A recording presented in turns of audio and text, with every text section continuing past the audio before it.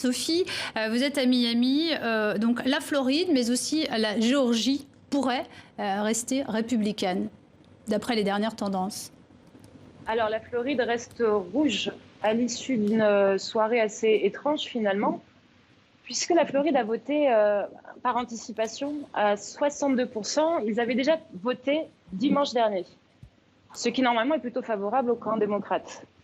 Et puis progressivement, au fur et à mesure de la soirée, Donald Trump est monté et monté, a pris le devant vers 11 h du soir et à 1 h du matin, ça a été officiel.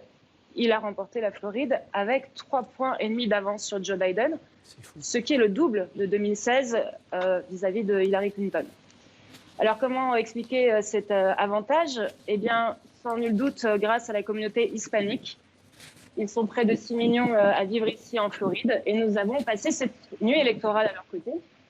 Alors, ils sont majoritairement cubains, aussi vénézuéliens, colombiens. Et ce qu'ils nous ont dit ce soir, c'est qu'ils ont choisi Donald Trump pour 2 raisons. Tout d'abord, pour faire face à ce qu'ils nomment le socialisme, que représente pour eux le Parti démocrate.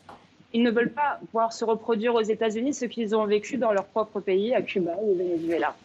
Et puis parce qu'ils pensent aussi que Trump représente le défenseur des libertés individuelles.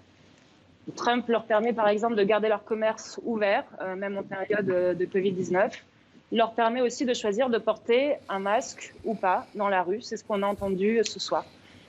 Et puis l'autre clé de cette victoire, sans nul doute, ce sont aussi le vote des seniors, les plus de 65 ans. Ils sont près de 20% en Floride. C'est un des États les plus âgés du pays.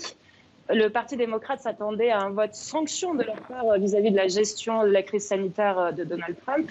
Il faut rappeler que la Floride est un des États les plus touchés par le virus, avec 800 000 cas de contamination, 17 000 morts. Évidemment, les seniors sont également les plus touchés par la Covid-19. Eh bien, ils sont malgré tout, comme en 2016, restés fidèles à Donald Trump, ont voté majoritairement pour lui. Il faut dire que le président a multiplié ses efforts ici en Floride, est venu à de nombreuses reprises. C'est ici qu'il a voté comme la première dame. Il a aussi rappelé que la Floride était sa maison. C'est ici qu'il a sa résidence principale. Eh bien, ses efforts ont payé puisque cette nuit, il a remporté les 29 grands électeurs de l'État. Merci beaucoup, Sophie Prichodny.